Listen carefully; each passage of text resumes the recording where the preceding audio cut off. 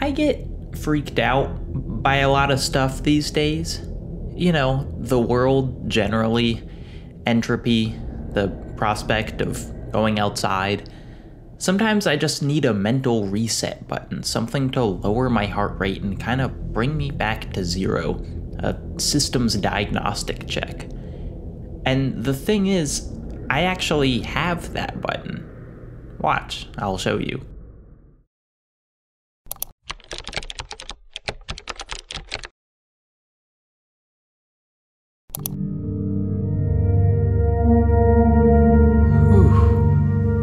It's like entering a decompression chamber.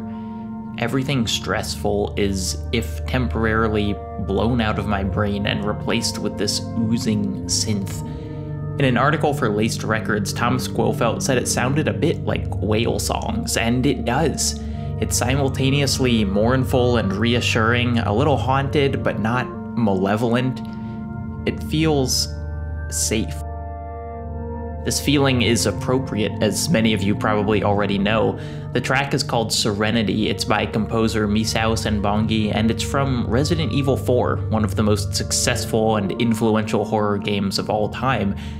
Also, it has by far the most suplexes per minute of any horror game in modern memory. Just saying. Just saying. Serenity is actually a part of a grand Resident Evil tradition, the save room. Scrounging ammo, dodging zombies, trying to fit a key and a spark plug and a grenade launcher in your inventory at the same time, it's all incredibly stressful stuff.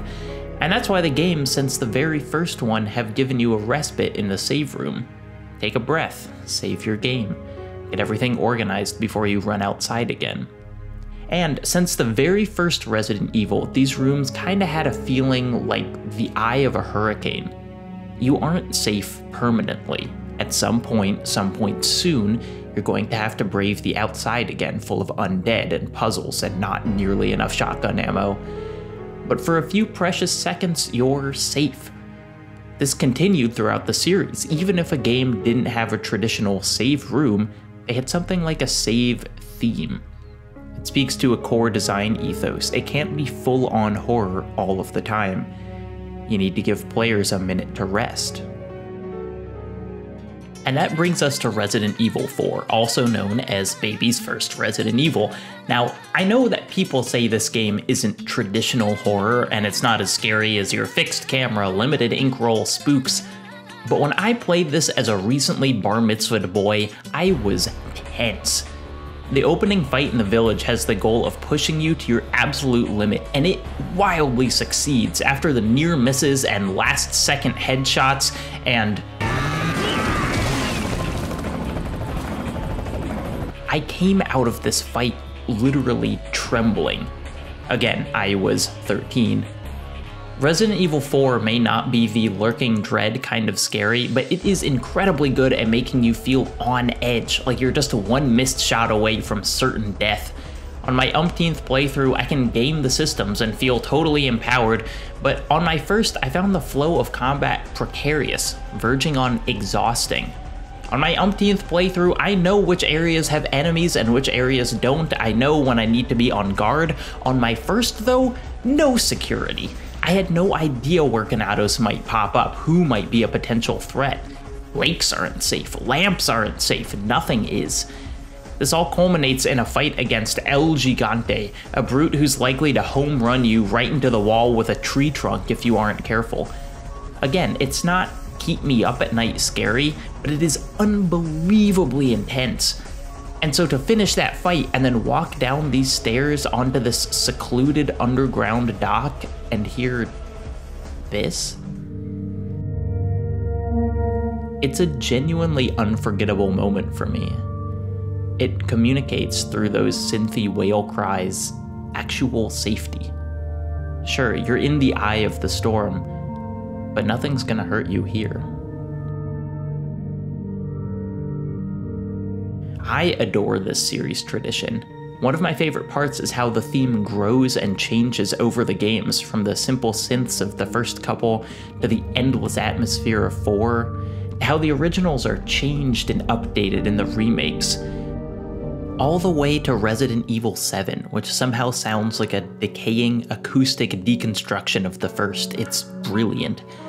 I also find it fascinating that the contrast to horror isn't happy either, isn't bright and bouncy. Happy music is just distorted by the scares. Instead, it's just a return to something like neutral, the thing presumably most needed by the characters in these traumatic situations, and the thing most needed by a 13-year-old, man. Resident Evil isn't the only series that's discovered this either. And here's where things get cool, because horror games in general have some of the most strangely beautiful tracks I've heard in gaming. Is it because these games are just really good? Well, yeah. But I think there's a through line here, something deeper than just non-scary music makes the scary stuff more scary. There's this kind of longing present in all these tracks, a desire to return to something that maybe hasn't even ever existed. Look, okay, this is all getting very poetic very fast, so let me put my money where my mouth is, and by money I mean Foggy Nightmareville, because it's time to talk about Silent Hill. I mean, have we ever been spoiled for choice more than looking for beautiful music in Silent Hill games? There's Promise and its reprise, everyone's favorite, just sad piano that's a little too intricate to allow a full descent into mourning.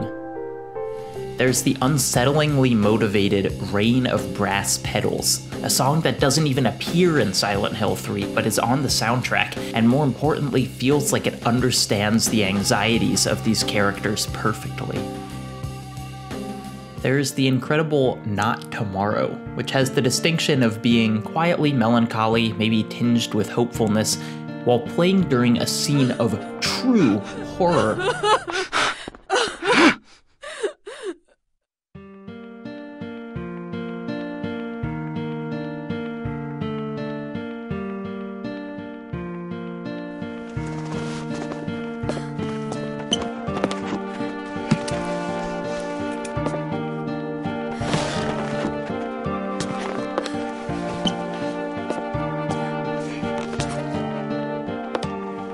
Silent Hill's music frequently makes the choice to unnerve rather than outright terrify. They undercut themselves to achieve a greater atmosphere, a choice I couldn't respect more. And a choice I've already talked about at length. Whoops! But my favorite is what Not Tomorrow morphs into in the next game, Silent Hill 2's Theme of Laura.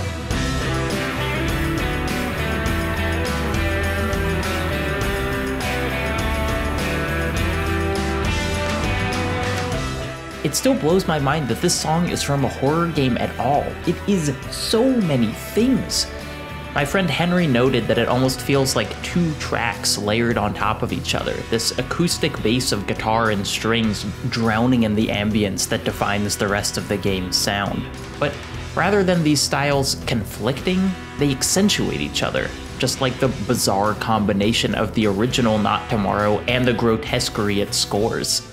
It gets the Silent Hill sound. It walks that tightrope so well.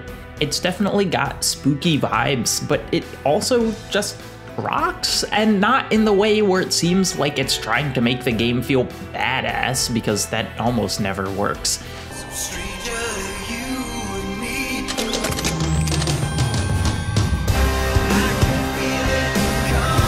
Just in the way where this is like a song that I would actually listen to.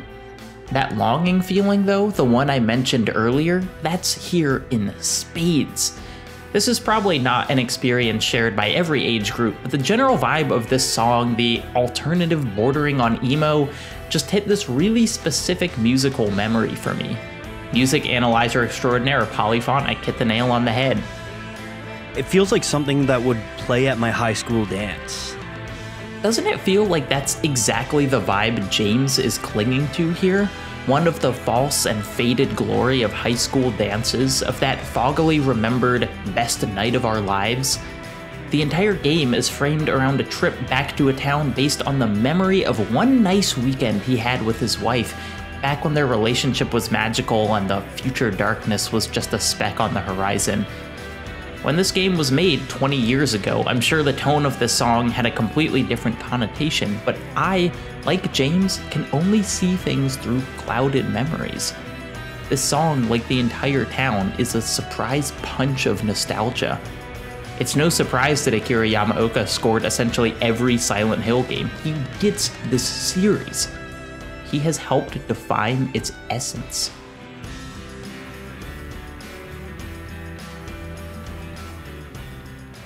Music brings those subtextual feelings to the surface. It's why I use it in every minute of my videos, and it's certainly not unique to one genre. But it has a special power in horror, maybe because our emotions are already so heightened, maybe because the simple act of being afraid inherently connects us to that world better. Fearing something means that even for a couple minutes, that thing has power over you.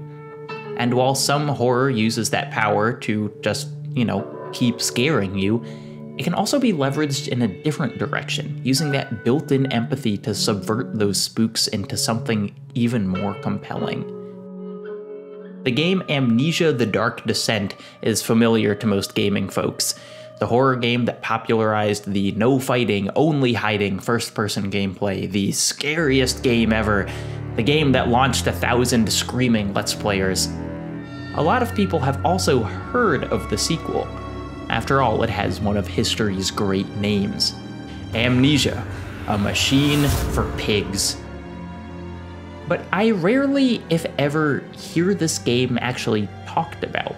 There are vanishingly few monster chases in the game, it doesn't have nearly the clickbait ability of the first, and it's also just really weird. I mean, the subtitle is A Machine for Pigs. It does not make itself easy to parse.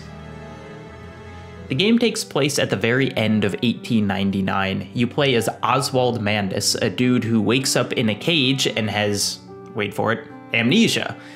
As you wander around your spooky house that periodically makes loud noises, Oswald determines that his children are stuck in the bowels of his house, and he has to descend into the depths to find them. The machine for pigs part comes into play as our protagonist discovers he's got a bit of a Jekyll and Hyde thing going on. Oswald, good ol' Ozzy, reliably amnesiated, gradually figures out what's going on with his other half, Mandis. The dude, stick with me here, took a trip to Mexico, plundered an old temple, and found a stone egg. That stone egg showed him a vision of the future so unbearably horrifying that Mandis went full doomer, plunging all his resources into a machine that would basically kill all of humanity because complete annihilation would be more merciful than the 20th century. Also, he killed his own children as a sacrifice to the machine and because it would be kinder than them dying in World War I. Woof. Also, the machine turns people into pigs. Humans are the pigs, but also pigs are the pigs. That's the name. A machine for pigs is what Mandis creates, but also the world is a machine for pigs. We are all pigs. It is a weird, fascinating game, one that forgoes many of the horror game mainstays that its own predecessor helped create. In case you didn't get this from the paragraph about the guy killing his kids because of World War I, it's a game about psychological horror, and that chases you through the halls far more often than, like, big pig dudes. Oh, but there's one thing I didn't mention, and that's that this game is scored by Jessica freaking Curry. For those who don't know, Jessica Curry was a longtime co-head of the studio The Chinese Room and is basically a rock star of video game composition. Dear Esther's remarkable score was all her work, and she both directed and composed Everybody's Gone to the Rapture, which I can't play here because I'll get demonetized, but trust me when I say it is maybe the most beautiful score to a game ever written, ever. It's on Spotify. Go listen to it, please.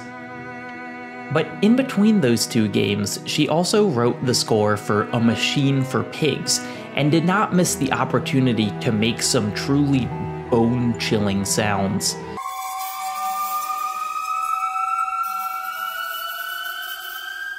But because she's Jessica Curry, it also has this.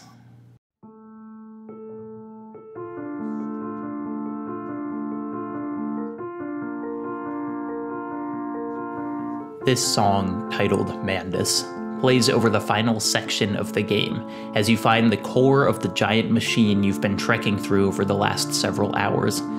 A voice pleads with you not to turn off the machine, tries to express how awful the coming century will be, and now it's not your Jekyll or your Hyde, it's the machine itself, sentient enough to be utterly horrified by the future.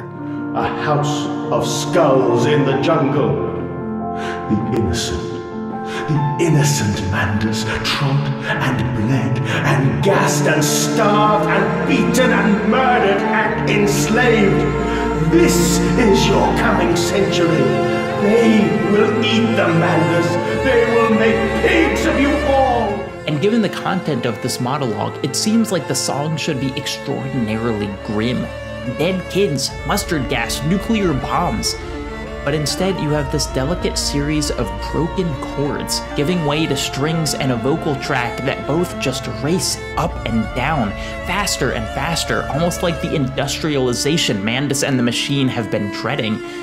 And it's not victorious, it's not a defeat of the prophecy. Everything they've seen in the 20th century does come to pass, but it's not horror either. It's this sense of sheer inevitability. And it's an incredibly difficult line to walk tone-wise. How do you sell a finale in which the character's ultimate choice is to ensure the continuation of the world wars and mass starvation and all of the other cruelty humans are capable of, but by doing so also ensuring humanity?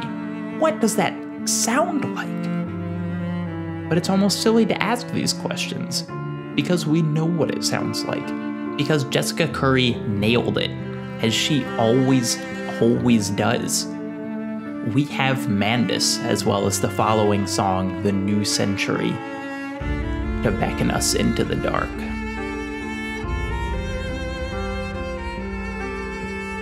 At this point, you might just be thinking, great, Jacob likes pretty songs, awesome, good job. And you're right, I do like pretty songs. But it's not always enough to just throw some nice sounding music in your horror game and call it a day. In The Evil Within, a game directed by Resident Evil 4 mastermind Shinji Mikami, it does the same safe room trick as Resident Evil. No enemies, take a breath, inject some green goo into your brain. But the game indicates it not with moody synths, but with a really familiar song, Clair de Lune. Virtually every time you hear the song, you can zoom back to the safe asylum through a broken mirror. The song should hit that same Eye of the Hurricane feeling as Resident Evil, and it's fine? I'm certainly not here to throw shade at Debussy. The song itself is gorgeous, but it doesn't stir the same feelings within me as those quiet typewriter rooms. It doesn't have the same weight as those synth whales slowly calling.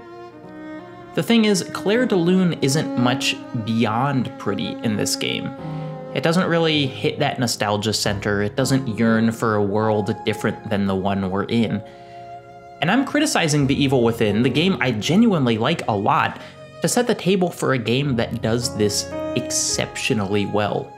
You know what? A game that does almost everything exceptionally well. Hell, it deserves its own title card. Flip the switch. Here we go.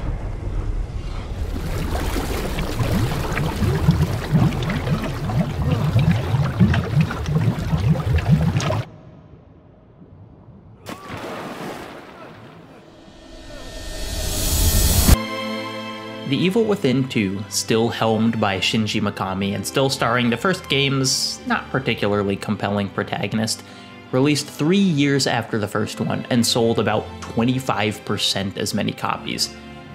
It also knocked my freaking socks off. This game has style.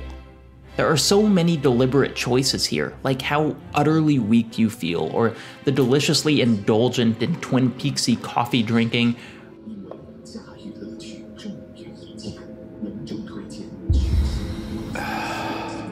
or the fact that nothing tells you this nightmarish white doesn't go down with a simple stealth kill.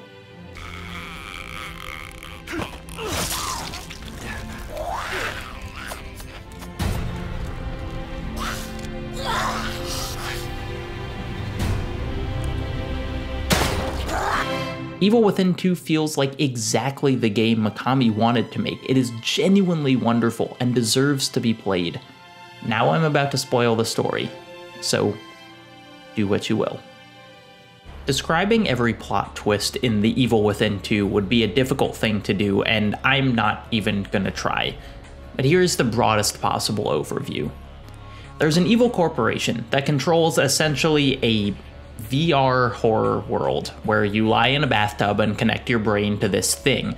They want to make the VR world more powerful so they can take over the real one. I don't know, it's not important. Point is, you're in this VR horror world.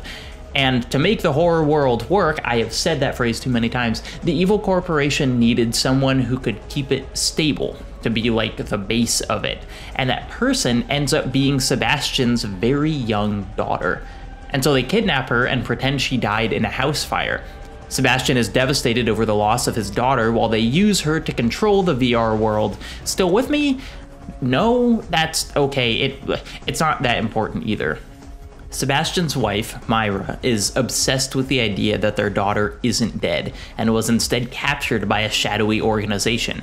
She joins that organization and goes inside the VR horror world with the plan of rescuing her daughter, but when she gets there, she kinda loses control inside the system and decides that both she and her daughter should stay there forever.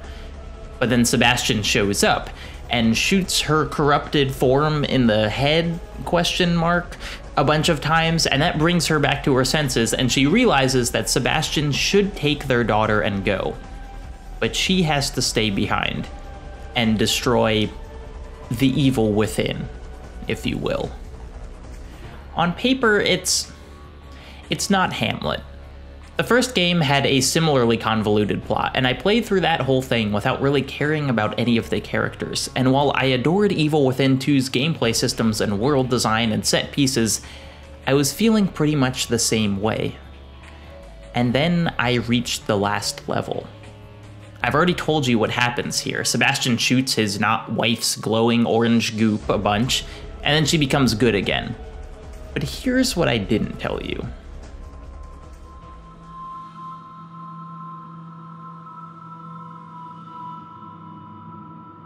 Chapter 16, In Limbo, happens in this white void, the world crumbling in on itself and reducing back to this ashy nothingness.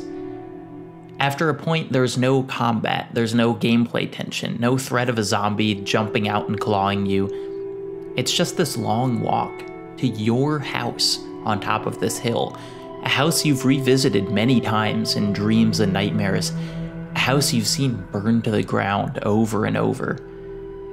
And all the while, this slow walk up this hill, you're hearing this song. It's called Making Your Way Home by composer Masatoshi Yanagi, and I mean, good lord.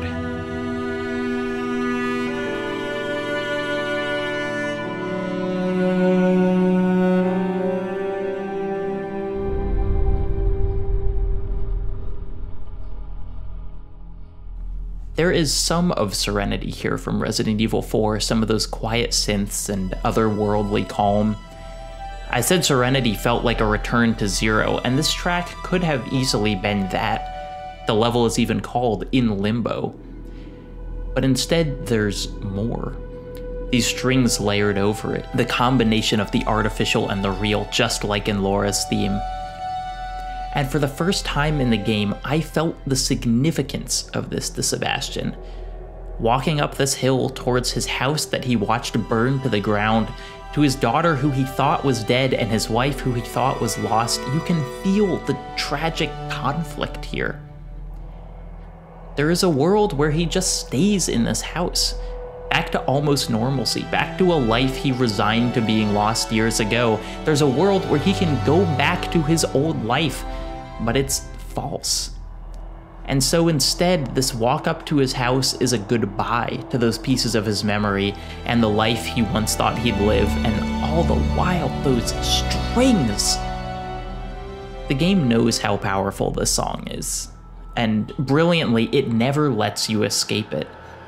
Throughout the game, like the first, you've traveled through mirrors to a sort of alternate dimension police station where you level up and save and stuff, but here, in the limbo of this last level, that police station has just crashed into the hillside with everything else. Instead of zooming to it through a mirror, you just walk through the door. And instead of temporarily escaping the outside world, now it comes in with you. I want to emphasize this again. For dozens of hours, this office has been musically and physically separate. It's been the escape, it's been the safe room. It is not until the very end that it is thrust into the story proper. And it becomes another remnant of Sebastian's past that he'll have to leave behind. When this is all over, you won't need me again. Because this will be over? Or because I'll be dead? The same answer applies either way. Is this all there in the text? I guess. But it is entirely because of the music that this scene works. A direct confrontation with your longing for the past, demonstrating all the hopes and dreams and loss that lives there, while simultaneously recognizing the impossibility of that return. And what's even better, what drives this home as such a crowning victory of music, is that replaying the game, I realized this theme had been there the whole time. It's literally there for the title card.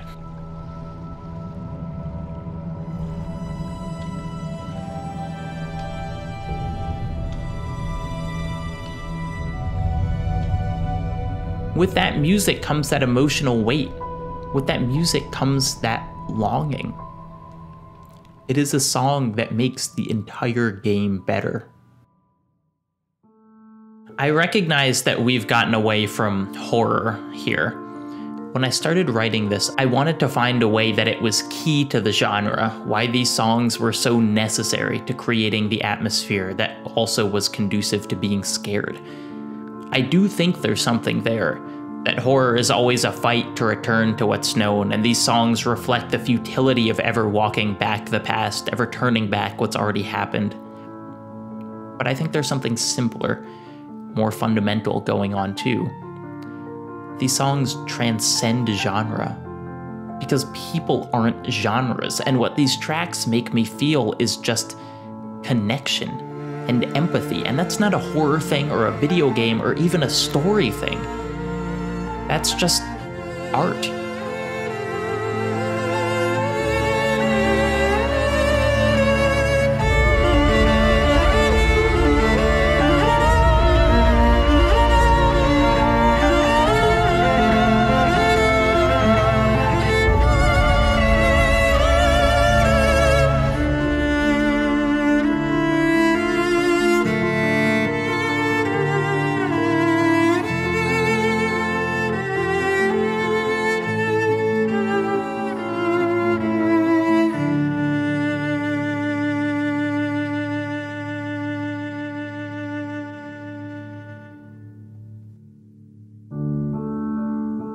I lay there and watched the god I had created die.